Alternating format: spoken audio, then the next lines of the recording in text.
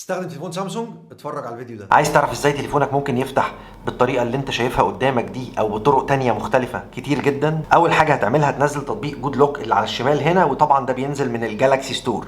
ولما بتفتح التطبيق بيظهر قدامك تطبيقات كتير جدا واختيارات كتير. روح على تطبيق اسمه وندرلاند اللي هو تاني اختيار ده ونزله على تليفونك. لما بتنزله بيظهر على تليفونك بالشكل ده. بتفتح وندرلاند وبتختار الاختيار اللي تحت، بتدوس على الاختيار اللي تحت وبيقول لك اختار الوول بيبر اللي انت عايزها. انا مختار الوول بيبر بتاعتي دي.